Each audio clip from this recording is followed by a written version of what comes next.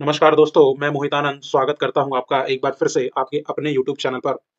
और उम्मीद करता हूं दोस्तों कि आप सभी बहुत अच्छे होंगे और अपनी पढ़ाई एकदम बेहतरीन ढंग से कर रहे होंगे।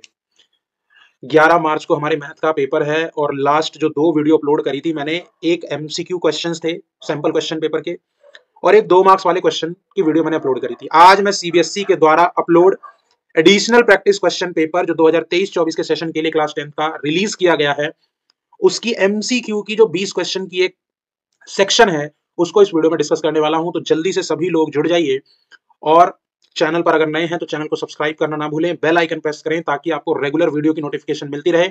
वीडियो को अंत तक देखें, लाइक करें और जितने भी आपके यार दोस्त भाई बंधु रिश्तेदार हैं सभी को 10th क्लास के इस वीडियो का लिंक जरूर शेयर करें।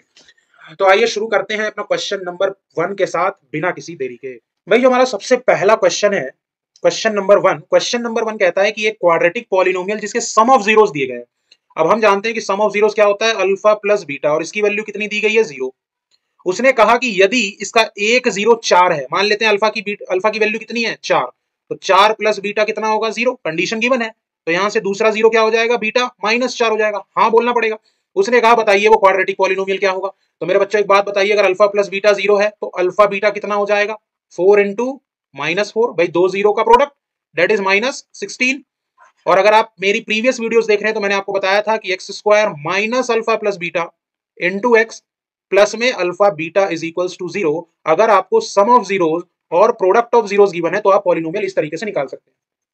तो अब क्योंकि अल्फा प्लस बीटा 0 है तो ये वाला टर्म तो 0 हो गया, तो क्या बचा भाई, x square plus minus minus का 16 इज इक्वल्स टू 0। तो बताइए क्या ऑप्शन नंबर ए इस क्वेश्चन का एकदम सही आंसर है। हाँ बोलना पड़ेगा। ठीक है, दो 0 का सम दे रखा था, एक 0 दे रखा था, वहां से दूसरा 0 निकाला, प्रोडक्ट निकाला और अपना क्वाड्रेटिक पॉलिनोमियल बहुत ही आसान तरीके से फाइंड आउट कर लिया। आइए बढ़ते हैं अपने सेकंड क्वेश्चन की ओर। जो हमारा सेकंड क्वेश्चन है वो कहता है कि फॉर्मूला रेसिंग कंपटीशन में, ठीक है, जो F1 रेसिंग होती है, दो कार के द्वारा एक ट्रैक के राउंड को कंप्लीट करने में 30 मिनट और P मिनट लगते हैं। यानी कार ए को 30 मिनट लगते हैं, कार बी को P मिनट लगते हैं। अगर जो दोनों कार स्टार्टिंग पॉइंट पर पहली बार जो मिलती है वो 90 मिनट बाद मिलती है, कितने मिनट बाद मिलती है, 90 मिनट, यानी वो मिनिमम टाइम है। एक बात ध्यान रखिएगा, वो मिनिमम टाइम है जिसके बाद वो दोनों कार स्टार्टिंग पॉइंट पर मिली जब वो स्टार्ट हुई। और दोनों का एचसीएफ दिया गया, दोनों के टाइम ड्यूरेशन का एचसीएफ कितना, 15। तो बताइए पी की वैल्यू क्या है। मैं आपको यहां पर बताना चाहूंगा कि इन दोनों का जो एलसीएम दिया गया है, किसका, 30 का और पी का, ये एलसीएम हमारा 90 है। क्योंकि एलसीएम का मतलब होता है लोएस्ट कॉमन मल्टीपल, यानी उन्होंने कहा ना कि पहली बार 90 मिनट बाद मिली, यानी लोएस्ट कॉमन मल्टीपल 30 और पी का क्या है, 90।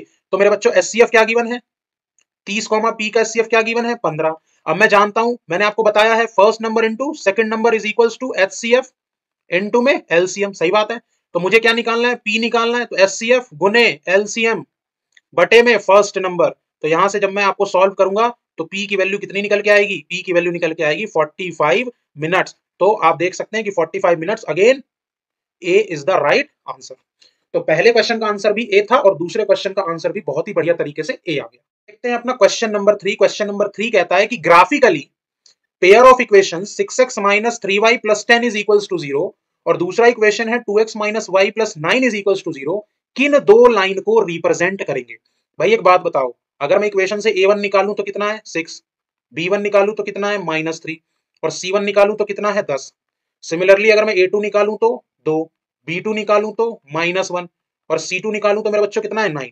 अगर मैं रेशियो देखूं तो a1 अपॉन a2 किसके इक्वल है, b1 अपॉन b2 के, is not equals to c1 upon c2।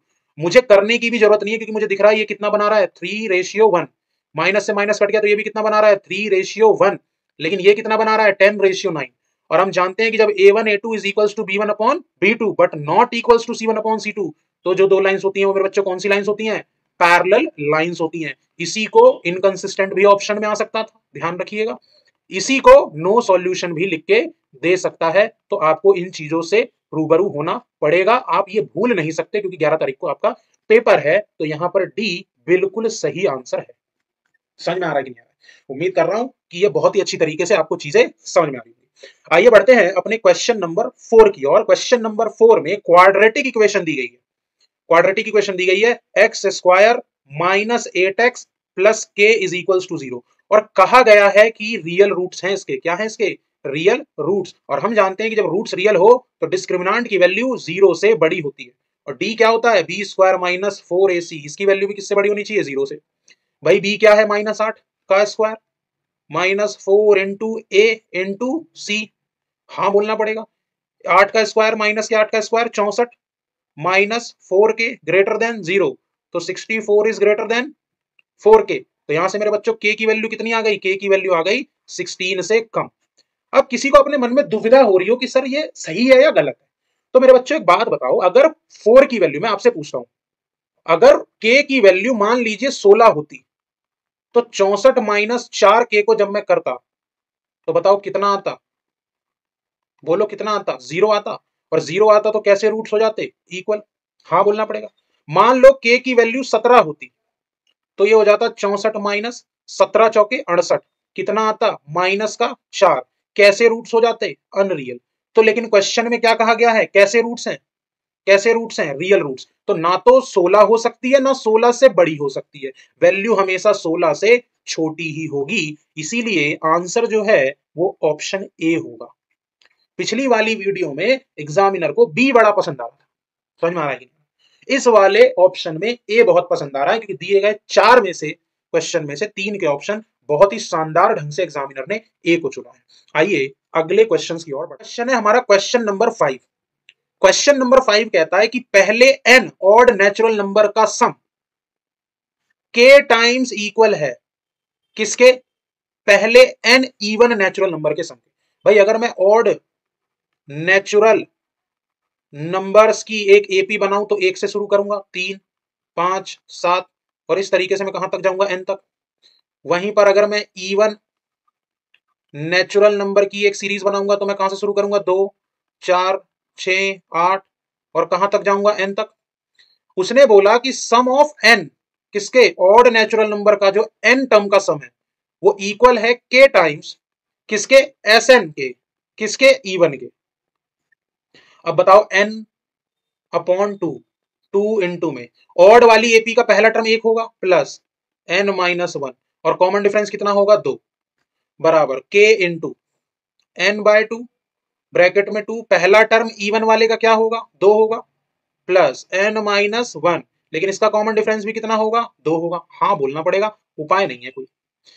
तो अगर आप ध्यान दें तो क्योंकि ये पूरा मल्टीप्लाई में है तो n बाय 2 एलिमिनेट हो गया। अब समझते जाइएगा बात को, 4 प्लस 2n माइनस 2 यहां आ गया, ये इसको सॉल्व करके बराबर k। इधर अगर मैं देखूं तो 4 प्लस 2n माइनस 2 आ गया। एक गलती कर दी हमने यहां पर और आपने भी ध्यान नहीं दिया, 2 1 जा 2 हो गया। अब ये 2 से 2 कट गया तो यहां बचा 2n बराबर k, और ये कितना हो गया, 4 में से 2 गए 2 प्लस 2n, ये पूरा का पूरा टर्म यहां डिवाइड में आएगा, तो 2n अपॉन में 2 ब्रैकेट से बाहर आ गया तो n प्लस 1, 2 से 2 गया तो n अपॉन n प्लस 1 किसकी वैल्यू है, k की वैल्यू, और n बटे n प्लस 1 किसका आंसर है, ये डी आंसर एकदम राइट ऑप्शन है। ये एक ऐसा क्वेश्चन है ना जो बच्चों को उलझा सकता है। उलझाने का कारण क्या है कि मैथ्स के अंदर में एमसीक्यू में क्या होता है ना, बच्चा लैंग्वेज में फंसता है, तो वैसे ही पैनिक में रहता है कि यार 1 नंबर का क्वेश्चन और ऐसा दे दिया, तो भैया ये तो मैथ्स है, बेरहम है बिल्कुल। समझ में आ रहा है कि नहीं आ रहा है, एक बार को ऊपर वाला आप पे दया कर जाएगा, लेकिन मैथ्स नहीं करने की। 1 नंबर में भी ऐसा क्वेश्चन डाल देगा जो आपको लगेगा यार ये तो कम से कम 3 नंबर के, इसकी औकात 3 नंबर की थी। समझ में आ रही कि नहीं आ रही। साइंस में तो फिर भी रिलीफ है, थ्योरी वाले क्वेश्चन आते हैं, थ्योरी अगर पता है कि भैया नीला कलर फेड हो गया, ग्रीन बन गया, रेड बन गया, ब्लू बन गया, तो आप कर दोगे। यहाँ उपाय नहीं है। अब बताओ इसमें क्या ट्रिक लगाओगे, समझ में आ रहा है कि नहीं आ रहा, कुछ ना कुछ तो सोचना ही पड़ेगा। नहीं, और ट्रिक भी हर बार काम नहीं आती, क्योंकि जब दिमाग काम नहीं करता ना तो ट्रिक भी याद नहीं रहती, तो दिमाग का काम करना बहुत जरूरी है। आइए छठे क्वेश्चन से आपको एक बढ़िया एक व्यू देता हूं एपी का। दो एपी का कॉमन डिफरेंस सेम है, तो मान लिया हमने let the common difference be d, हमने जी कॉमन डिफरेंस डी ले लिया। अब उसने कहा कि पहली एपी का पहला टर्म -1 और दूसरी वाली का -8 है, फोर्थ टर्म का डिफरेंस बता दो जी, कोई दिक्कत नहीं। अब बताओ, मैं लेता हूं A4 माइनस A-4 निकालना है मुझे, यही तो कह रहा है। पहली वाली एपी का फोर्थ टर्म A4 लिख दिया उसे, दूसरी वाली एपी का फोर्थ टर्म A-4 लिख दिया। अब इसका A4 निकालना है तो A प्लस 3D, हाँ या ना, माइनस इसका निकालना है तो A- प्लस 3D, क्योंकि D तो सेम है। जो दिक्कत है वो किसमें है, उनके फर्स्ट टर्म में। तो ये हो गया a plus 3d minus a dash minus 3d। तो 3d से 3d कट गया, तो भैया जी फर्स्ट टर्म क्या है उसका -1, इसका फर्स्ट टर्म क्या है -8, तो ये हो जाएगा -1 प्लस 8। तो यहां से मेरे बच्चों आंसर कितना आएगा 7, और 7 कहां दिख रहा है, सी इज द राइट ऑप्शन। अब इस क्वेश्चन को मैं बार बार आपको सॉल्व करने की सजेशन इसलिए नहीं दूंगा कि मान लीजिए यहां पर तो ये क्वेश्चन आ गया और हमने इसे सॉल्व कर दिया। मेरा कहना यह है कि अगर कॉमन डिफरेंस सेम है दो एपी का और हमसे किसी भी टर्म का सम पूछ ले, मैं कहता हूं यहां पर ये कह देता कि 100th टर्म का सम बताओ, दोनों के 100th टर्म का सम कह रहा हूं, सॉरी डिफरेंस बताओ, मैं गारंटी दे रहा हूं तब भी आंसर 7 ही आएगा। जिसको यकीन ना हो वो करके देख ले। भाई क्यों आएगा, कॉमन डिफरेंस क्या है मेरे बच्चों, सेम। तो कॉमन डिफरेंस सेम होने की वजह से आप देख रहे हो कि जो भी कॉमन डिफरेंस वाला टर्म है वो तो क्या हो जा रहा है मेरे बच्चों, वो तो एलिमिनेट हो जा रहा है। हाँ बोलना पड़ेगा, उपाय तो है ही नहीं कोई। तो लास्ट में जो बच रहा है वो क्या बच रहा है, पहले वाली एपी का पहला टर्म और दूसरे वाली एपी का पहला टर्म। तो उनका डिफरेंस ही क्या उनके टर्म का डिफरेंस है। हाँ बोल दो। वीडियो पसंद आ रही है तो लाइक कर दो, और अब तक अगर चैनल को सब्सक्राइब नहीं करा तो सब्सक्राइब करना तो बिल्कुल बनता है। भाई आपकी लाइक, आपका कमेंट, आपका सब्सक्राइब करना चैनल को ही हमारे लिए मोटिवेशन है। समझ में आ रहा है कि नहीं आ रहा है? तभी एक टीचर कोशिश करता है कि पूरी तरीके से वो क्या करे, ठीक है। तो इनफाइनाइट लव आपसे मुझे मिलना चाहिए, इस बात की उम्मीद करके मैं क्वेश्चन नंबर 7 के साथ आपके नंबर 7 की बात करते हैं। तो दो ट्राइंगल कह दिए गए, मैंने पहले दो ट्राइंगल बना लिए। अब बार बार बोलता हूं ना, ड्राइंग हैवी है, डी ई एफ, और दूसरा बना दिया भाई साहब पी क्यू आर। क्या बना दिया मेरे बच्चों, पी क्यू आर। उसने कह दिया डी बराबर क्यू है, कोई दिक्कत नहीं है भाई, बराबर है तो हम कहां मना कर रहे हैं, गुस्सा क्यों कर रहे हो। आर बराबर ई है, कोई बात नहीं भाई, कर दिया। और बताओ तो कौन सा स्टेटमेंट इन चार में से सही नहीं है, कितना खेला है। क्योंकि उसे पता है कि ट्राइंगल डी ई एफ जो है, डी ई एफ सिमिलर हो गया है ट्राइंगल क्यू आर पी के। अब कईयों के तो यही तोते उड़ गए होंगे, आधे बेहोश होंगे, चक्कर खा रहे होंगे कि सर ये पी क्यू आर था, क्यू आर पी कैसे लिख दिया। अरे भैया इसलिए लिख दिया कि डी का कॉरेस्पॉन्डिंग कौन है, क्यू, ई का कॉरेस्पॉन्डिंग कौन है, आर, तो एफ का कॉरेस्पॉन्डिंग कौन होगा, पी। समझ में आ रहा है कि नहीं आ रहा है। अब सवाल आता है कि जब दो ट्राइंगल सिमिलर हैं तो उनके कॉरेस्पॉन्डिंग साइड्स कैसे होंगे मेरे बच्चों, प्रोपोर्शनल होंगे। कई बच्चे तो 9वीं में इतना ज्यादा घुस जाते हैं कि वो कॉरेस्पॉन्डिंग साइड को इक्वल करने की गलती कर बैठते हैं। यहां पर ध्यान रखना कि जब दो ट्राइंगल सिमिलर होंगे तो कॉरेस्पॉन्डिंग साइड्स कभी इक्वल नहीं होंगे, कॉरेस्पॉन्डिंग साइड्स के रेशियो प्रोपोर्शनल होंगे। अब कॉरेस्पॉन्डिंग साइड लेते समय आपको ध्यान रखना है, जैसे मान लो क्यू है, तो क्यू के सामने कौन है, पी आर। क्या है, पी आर। तो क्यू के इक्वल कौन सा एंगल था, डी, तो डी के सामने भी कौन होगा, ई एफ। तो ई एफ और पी आर एक दूसरे के कॉरेस्पॉन्डिंग है, इस तरीके से पता लगाना है। जैसे ई के सामने कौन है, डी एफ, तो डी एफ हो गया। तो ई किसके इक्वल था, आर के, तो आर के सामने कौन हो गया, पी क्यू। हाँ बोलना पड़ेगा, उपाय नहीं है कोई। तीसरी साइड कौन सी बच गई भाई, क्या तीसरी साइड डीई बच गई, हाँ बोल दो। और इसमें कौन सी बच गई, क्या क्यू आर बच गई मेरे बच्चों। तो ये तीनों कॉरेस्पॉन्डिंग साइड्स प्रोपोर्शनल है। अब स्टेटमेंट देख लो, ई एफ अपॉन में पी आर बराबर डी एफ अपॉन में पी क्यू, तो सही है, गलत होने के चांसेस ही नहीं है, गारंटी है इस बात की। बी में देख लो, ई एफ अपॉन में पी आर बराबर डीई अपॉन में पी क्यू। अब देखो डी के बटे में तो क्या था, क्यू आर, पकड़ा गया ना चोर, चोर की दाढ़ी में तिनका। अगले ऑप्शन पे जाने की जरूरत ही नहीं है, क्योंकि उसने कहा है कौन सा सही नहीं है। जाहिर सी बात है कि एक ही सही नहीं हो सकता, ऐसा मत कह देना भैया ये भी सही नहीं है। अरे भाई नॉट ट्रू में एक ही तो ऑप्शन आएगा, तो इसका आंसर कितना हो गया, बी आंसर हो गया। उम्मीद कर रहा हूँ कि समझ में आ रहा होगा, और नहीं आ रहा तो फिर भी लाइक ठोको और कमेंट करके बताओ क्यों नहीं आ रहा है, आना चाहिए। आओ 8वें क्वेश्चन की ओर। आइए बात करते हैं क्वेश्चन नंबर 8 की। क्वेश्चन नंबर 8 कहता है कि पी क्यू आर एस एक पैरेललोग्राम है। क्या है मेरे बच्चों, पैरेललोग्राम। और आपको नीचे फिगर दिख भी रही होगी। इसमें ए टी बराबर ए क्यू बराबर 6 सेंटीमीटर दे दिया, ए एस 3 सेंटीमीटर दे दिया, टी एस 4 सेंटीमीटर दे दिया। आपसे पूछ लिया एक्स और वाई की वैल्यू बताओ। अब जाहिर सी बात है कि एक्स और वाई जिस ट्राइंगल से बिलोंग करते हैं वो ट्राइंगल है ट्राइंगल पी ए क्यू। तो दूसरा ट्राइंगल जो मैं लूंगा वो लूंगा ट्राइंगल एस ए टी। क्योंकि अगर मैंने इन दोनों ट्राइंगल को सिमिलर प्रूफ कर दिया तो कॉरेस्पॉन्डिंग साइड के रेशियो से ये क्वेश्चन आराम से हो जाएगा। अब समझिएगा बात को, ठीक है। कैसे, भाई मेरे को एक चीज तो पता है कि एंगल पी ए क्यू बराबर एंगल एस ए टी होगा, वर्टिकली अपोजिट एंगल।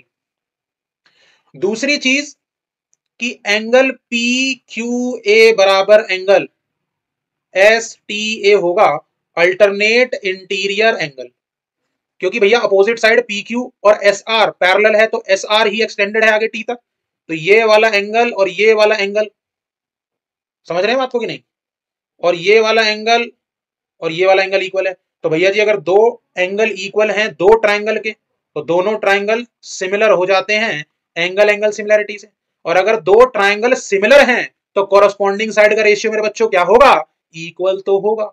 अब इक्वल कैसे करना है, तो पी क्यू के बटे में एस टी लिख दो। क्यों लिख दो भाई, इस एंगल के सामने ये है, इस एंगल के सामने ये साइड है, जो दो एंगल आपस में इक्वल है उसके सामने सामने की साइड रेशियो में इक्वल होगी, वही कॉरस्पॉन्डिंग कहलाएगी। समझ में आ रहा है कि नहीं आ रहा है, पी ए के अपॉन में एस ए होगा। अब तीसरी साइड क्या बच गई, तीसरी साइड बच गई क्यू ए के अपॉन में क्या होगा, टी ए होगा। अब बताओ पी क्यू कितना है, पी क्यू कितना है वाई, एस टी कितना है, एस टी कितना है 4, पी ए कितना है x, एस ए कितना है 3, क्यू ए कितना है 6 और टी ए कितना है 6। अब एक बार तो ये और ये ले लो, तो y की वैल्यू 4 आ गई, और एक बार ये और ये ले लो, तो यहां से x की वैल्यू कितनी आ गई, 3 आ गई। तो x 3 और y 4, भैया कौन सा ऑप्शन है, ये रहा ऑप्शन नंबर डी। तो बिना किसी दुविधा के आंसर इसका डी हो जाएगा। उम्मीद कर रहा हूं कि सिमिलैरिटी का ये बहुत ही बढ़िया सा क्वेश्चन आपको समझ में आ रहा होगा। ये फिगर ऐसी दी हुई है कि बच्चों के तोते उड़ा देगा। समझ में आ रहा है कि नहीं आ रहा, तो तोते फड़फड़ फड़फड़ तोते उड़ जाएंगे, तो वो तोते ना उड़े इसलिए मैंने आपको बहुत ही अच्छी तरीके से क्वेश्चन समझा दिया। तो जब भी आपके सामने क्वेश्चन आए तो आप उसको देखिए, सोचिए, समझिए, तब डिसाइड करिए कि आपको क्या करना है। ठीक है, आइए क्वेश्चन नंबर 9 की ओर बढ़ते हैं, देखते हैं क्या कुछ गुल खिला। क्वेश्चन नंबर 9 है, सर्कल चैप्टर पर है, कहता है एटी टेंजेंट है, कोई दिक्कत नहीं है भाई, है तो डराओ मत हमें। सेंटर ओ है, ओटी 4 है, कहां है जी ओटी, एरा 4, और हमसे कह दिया ओटी ए 30 है, एटी बताओ कितना ही वाहियात। अब बच्चा लगा हुआ है कि सर रेडियस जो होती है वो परपेंडिकुलर होती है, सर रेडियस नहीं दी, सर एटी भी नहीं दी, सर पाइथागोरस कैसे लगाऊं, बेहोश है बच्चा एकदम, फिरकनी की तरह घूम रहा है वो एग्जाम हॉल में, बेंच के नीचे फिरकनी की तरह घूम रहा है। लेकिन वो ये भूल गया कि एक और चैप्टर इसी के पहले थे, सर्कल के पहले, जिस भाई साहब चैप्टर का नाम था ट्रिग्नोमेट्री, और जैसे ये नाम लेता हूं तो वो फिरकनी और तेज घूमने लग जाती है। नहीं, क्योंकि बच्चों को पहले तो ज्योमेट्री ने ले डूबा और बच्चा खुजा ट्रिग्नोमेट्री। तो भाई यहां मुझे एटी निकालना है, इस एंगल के लिए एटी क्या है, बेस, ये क्या है हाइपोटेनस, और बेस और हाइपोटेनस बिना सोचे समझे cos 30 लगाओ, cos 30 बराबर एटी अपॉन में ओटी, cos 30 की वैल्यू √3/2, एटी कितना पता ही नहीं है, तो है कितना, ओटी कितना 4, तो मेरे भाई एटी की वैल्यू मेरे भाई बिना किसी दुविधा के 2√3 आ गई, और 2√3 कहां है, ये रहा। तो सी इसका एकदम सही आंसर है। तो जरूरी नहीं है कि हर बार सर्कल के चैप्टर में आपको सर्कल से ही संबंधित चीजें लगानी पड़े, तो आपको अपने आंख खुले रखने हैं, कान चौकस रखो चाहे मत रखो, क्योंकि एग्जाम हॉल में कान का कोई काम नहीं है, मुंह का भी कोई काम नहीं है, लेकिन आंख का काम है, दिमाग का काम है और हाथ का काम है। तो गांधी जी के बंदर के 2 रूल फॉलो कर लेना कि बोलेंगे नहीं और कुछ सुनेंगे नहीं, क्योंकि दोस्तों की सुननी नहीं है कि भैया क्वेश्चन नंबर 4, अरे नहीं पता भाई, तेरे क्वेश्चन नंबर 4 के चक्कर में मेरा क्वेश्चन नंबर 8 जा रहा है। समझ में आ रहा है कि नहीं, तो दोस्ती आ रही एग्जामिनेशन हॉल से बाहर, एग्जामिनेशन हॉल में कोई दोस्ती आ रही। हाँ वो अलग बात है कि आप खुद दोस्त के भरोसे गए हैं तो ये आप कहने लायक भी नहीं। समझ में आ रहा है, फिर तो आपको खुद ही एक चम्मच पानी में डूब के मर जाना चाहिए, क्योंकि उसी चम्मच के पानी को चुल्लू भर पानी कहते हैं। आइए क्वेश्चन नंबर 10 देखते हैं। कई बार मेरे को लगता है ये तो क्वेश्चन मैंने करा दिया होगा, और इससे वाहियात क्या ही आ सकता है कि 4 cot थीटा -5 बराबर 0 है, तो भाई cot थीटा तो 5/4 हो गया। अब ये कितना होता है, बी अपॉन पी होता है कि नहीं होता है। अच्छा एक चीज, अब जो बच्चा यहां समझ गया वो राजा है। क्या है वो, राजा। कैसे राजा है, आपको बच्चा क्या है, एच लगाने में निकल जाएगा कि एच निकालो, एच निकालो। अरे भाई क्यों निकालो, एच √41 आ रहा है, कोई मतलब है, मैं तो बिल्कुल नहीं निकालू, क्योंकि मुझे पता है कि साइन के बटे में भी एच आना है, कॉस के बटे में भी एच आना है, और दोनों का एच सेम है, तो एलसीएम लूंगा, फिर नीचे वाले का भी एलसीएम लूंगा, दोनों एलिमिनेट हो जाएगा। अगर ये बात पसंद आ गई हो तो वीडियो को एक बार और लाइक कर दो।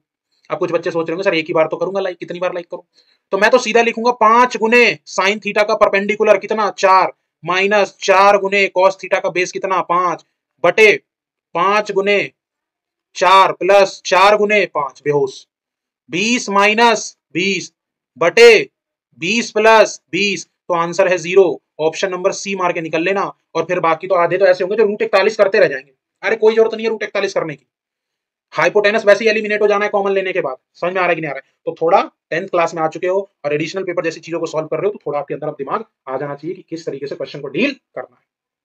आइए क्वेश्चन नंबर 11 दे कह दिया एरिया ऑफ सेगमेंट निकाल दो।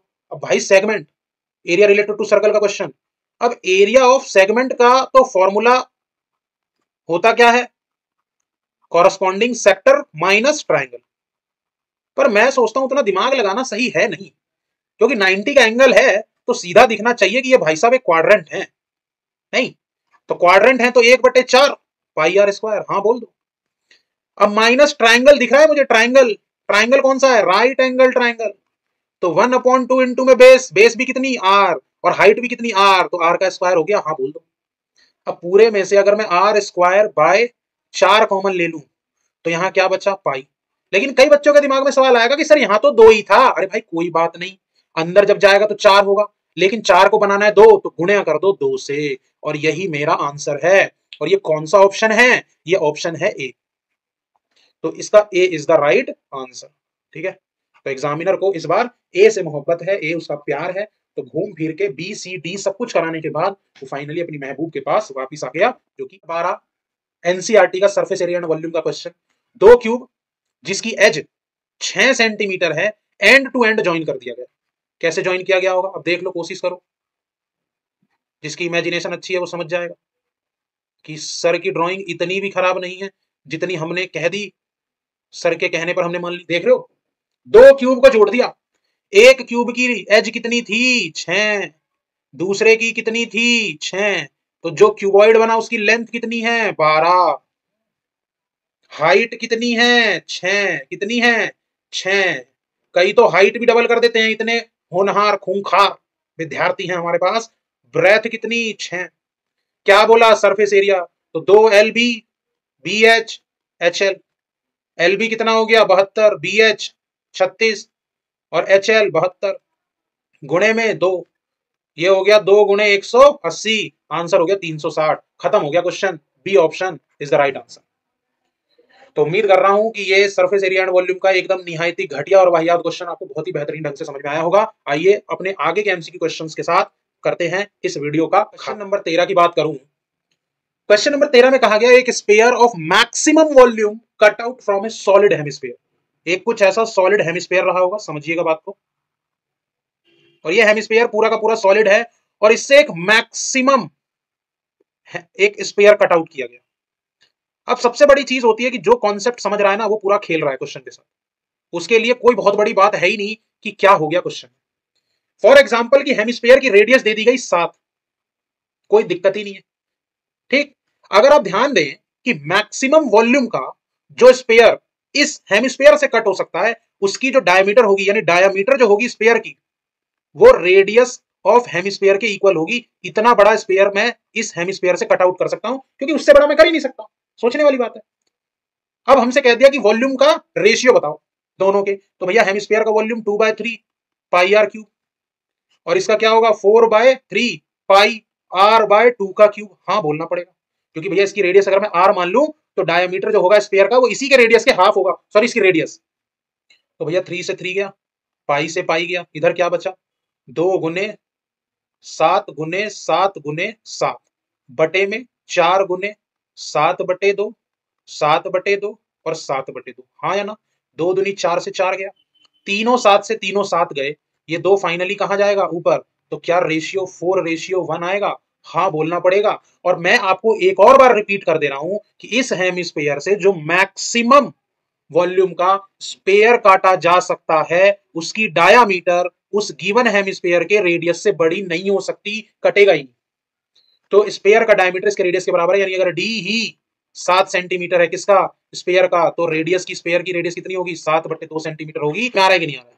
तो इसीलिए 4:1 यानी D is the right answer. भाई क्वेश्चन नंबर 14 की ओर बढ़ते हैं और देखिए क्वेश्चन नंबर 14 क्या है। देखो क्वेश्चन नंबर 14 एक अच्छा क्वेश्चन है अगर मेरे हिसाब से आप देखोगे। कहता है कि 2 बिंदु ए और बी के बीच का डिस्टेंस दिया हुआ है, ये डिस्टेंस दिया गया है, यानी ए बी के बीच की दूरी को उसने √10 का स्क्वायर प्लस 7 का स्क्वायर लिख दिया। वो कहता है कि ए के कोऑर्डिनेट दे दिए उसने -4,3, बी के कोऑर्डिनेट नहीं पता, मैंने एक्स और वाई मान लिए, लेट कर लिए, लेकिन उसने एक चीज कह दी कि बी का कोऑर्डिनेट फर्स्ट क्वाड्रेंट में आएगा। और अगर आपके पास क्वाड्रेटिक ज्योमेट्री की, कोऑर्डिनेट ज्योमेट्री की नॉलेज है तो फर्स्ट क्वाड्रेंट में एक्स और वाई दोनों पॉजिटिव होते हैं। वो कहता है कि बी के एक्स कोऑर्डिनेट इन चारों दिए गए ऑप्शन में से किसका मल्टीपल होंगे। भाई एक बात बताओ, अगर मैं ए बी में डिस्टेंस फॉर्मूला लगाऊं तो एक्स माइनस 4 का स्क्वायर प्लस वाई माइनस 3 का स्क्वायर,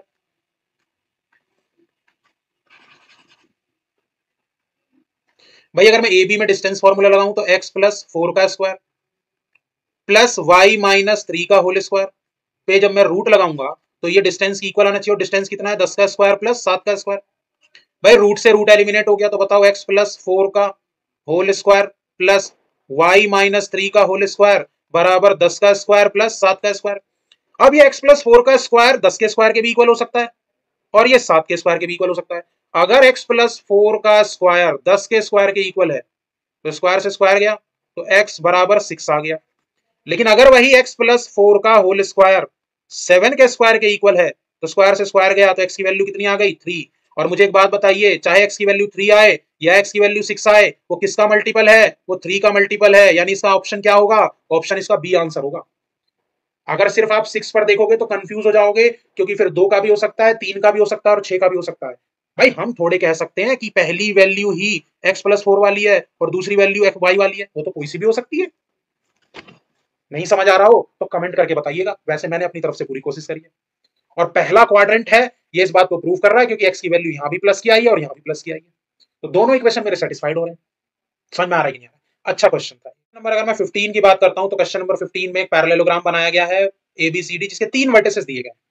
उसने कहा डी के वर्टेक्स क्या होंगे। देखो भाई पैरेललोग्राम में अब एबीसीडी जो लगाने में गया वो बर्बाद हो गया। आपको पता होना चाहिए कि diagonals bisect each other, parallelogram के डायगोनल एक दूसरे को क्या करते हैं, बाइसेक्ट करते हैं।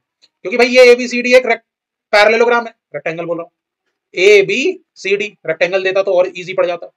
इसके डायगोनल मैंने बना दिए एसी और इसका डायगोनल बना दिया बीडी। मान लो ये दोनों एक दूसरे को ओ पे कट कर रहे हैं, तो अब जब बाइसेक्ट कर रहे हैं तो जाहिर सी बात है कि जो ओ होगा वो ओ मेरा क्या होगा, ओ मेरा मिड पॉइंट होगा। आपको सोचने की जरूरत नहीं, क्योंकि बाइसेक्ट का मतलब होता है दो बराबर भाग।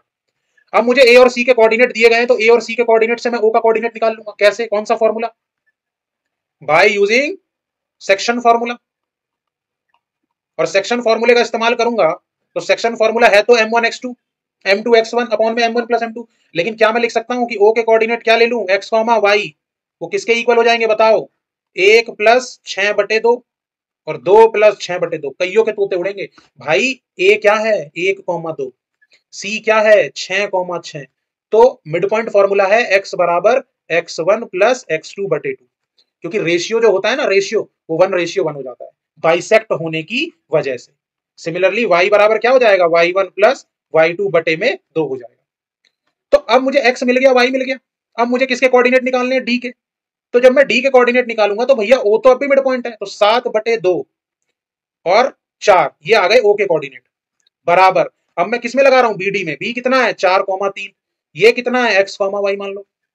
तो बताओ 4 प्लस x/2 आएगा, 3 प्लस y/2 आएगा।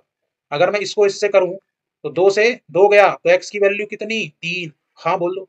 4 को अगर मैं y वाले से करूं तो 4 दूनी 8, तो y की वैल्यू कितनी 5। 3,5 कहां दिख रहा है, D is the right answer, बिना कोई सोचे समझे। तो डायगोनल पैरेललोग्राम के एक दूसरे को बाइसेक्ट करते हैं, तो जो भी डायगोनल के दोनों वर्टिसेस दिए हुए थे वहां से मैंने मिड पॉइंट निकाला और फिर उसे दूसरे डायगोनल में पुट करके दूसरे डायगोनल के वर्टेक्स का पॉइंट कोऑर्डिनेट निकाल लिया। उम्मीद करता हूं कि ये क्वेश्चन बहुत ही बढ़िया तरीके से समझ में आएगा। अगर आप ये लेंथी क्वेश्चन आता है तो आप लिखेंगे कि बाइसेक्ट ईच अदर, तो रेशियो कितना होगा m1:m2 कितना होगा 1:1 होगा। समझ में आ रहा है कि नहीं आ रहा है, घबराना नहीं है, सब कुछ लिख दिया है मैंने यहाँ पर, वो मिड पॉइंट। क्वेश्चन नंबर 16 में कहता है दो लीनियर इक्वेशन दिए गए हैं, a1x plus b1y plus c बराबर 0 और a2x plus b2y plus c बराबर 0। वो कहता है कि कौन से इंफॉर्मेशन इंडिपेंडेंटली सफिशिएंट है ये प्रूव करने के लिए कि सॉल्यूशन एग्जिस्ट करता है और नहीं। अब पहले तो मैं आपको एक चीज बताना चाहूं कि सॉल्यूशन एग्जिस्ट करता है, इसकी दो कंडीशन है। एक, जब a1/a2 बराबर नहीं है b1/b2 के, तो केवल एक सॉल्यूशन है। और एक, जब a1/a2 बराबर है b1/b2 बराबर है c1/c2 के, तो इनफाइनाइटली मेनी सॉल्यूशन। लेकिन क्योंकि c1 और c2 की वैल्यू यहां दोनों जगह क्या दी गई है, c दी गई है, बात को समझ में आ रही है कि नहीं आ रही है? तो जाहिर सी बात है कि इसका रेशियो क्या आ जाएगा, 1 आ जाएगा। इसीलिए आप दो ऑप्शन में 1 लिखा हुआ देख रहे होंगे। तो ये वाला ऑप्शन कहां है, 4, तो 4 ऑप्शन तो बिल्कुल सही है। अब हमें यह भी देखना है कि क्या इसके अलावा भी कोई सही हो सकता है, तो क्या सॉल्यूशन एग्जिस्ट करता है इसके लिए, तो यस, ये वाला ऑप्शन। लेकिन क्या सॉल्यूशन एग्जिस्ट नहीं करता है, तो सॉल्यूशन कब एग्जिस्ट नहीं करता, सॉल्यूशन तब एग्जिस्ट नहीं करता जब लाइन क्या हो जाते हैं, पैरेलल।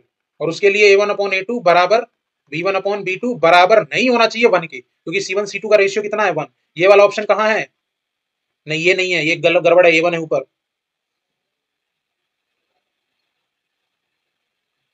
ये वाला ऑप्शन कहां है, फर्स्ट।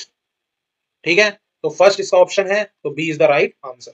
तो ये सॉल्यूशन एग्जिस्ट और not for this pair of linear equation, ये दोनों इक्वेशन ऐसी हैं जो इसको इंडिपेंडेंटली क्या कर सकती है, प्रूव कर सकती हैं। इस बात को आपको ध्यान रखना है।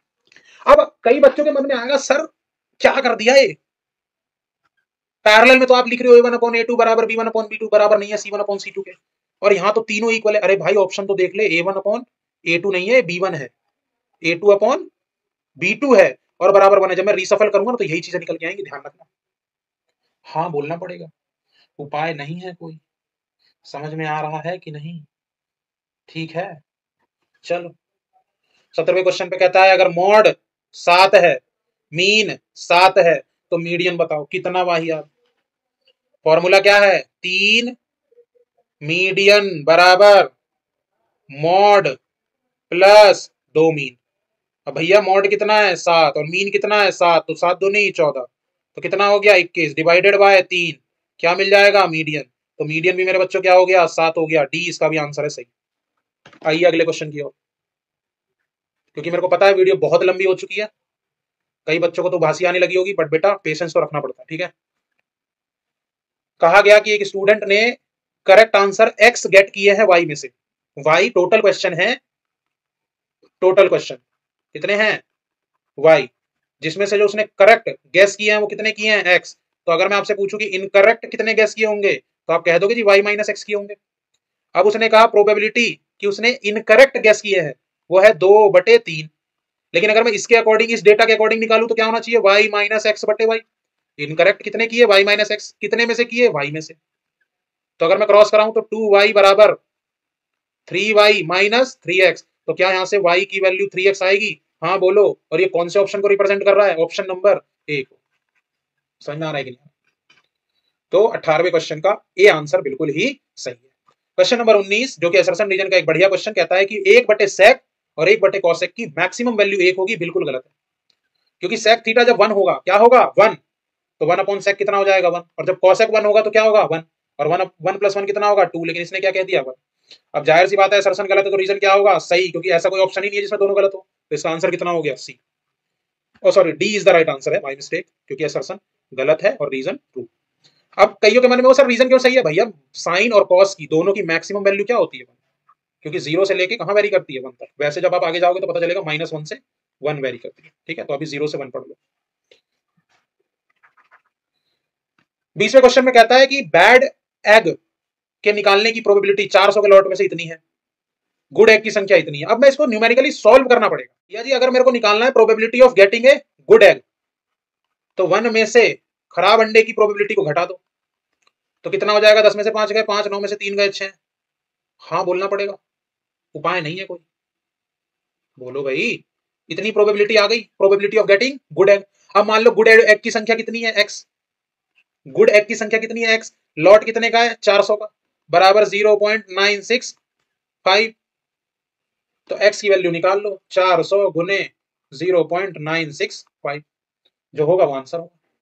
समझ में आ रहा है कि नहीं आ रहा है? वैसे तो मेरे हिसाब से 0.965 इंटू में 400 कितना आएगा, 4 पंजे 20, 4 6 24 और 2 26, 3 के बाद 2 0 भी तो लग गए, 386 आ गए। अच्छे अंडों की संख्या तो बिल्कुल सही है। और वो कहता है रीजन में कि अगर प्रोबेबिलिटी एक इवेंट की पी है तो उस इवेंट के ना होने की प्रोबेबिलिटी 1 - p होगी, है तो बिल्कुल सही है, और इसी पे बेस्ड है। तो assertion and reason both are true और A is the correct explanation of B. इसी के साथ एमसीक्यू सीरीज का खात्मा हो गया। मिलूंगा अगली वीडियो में 2 नंबर वाले क्वेश्चन के साथ, तब तक के लिए अपना ध्यान रखिए, धन्यवाद, शुभ रात्रि।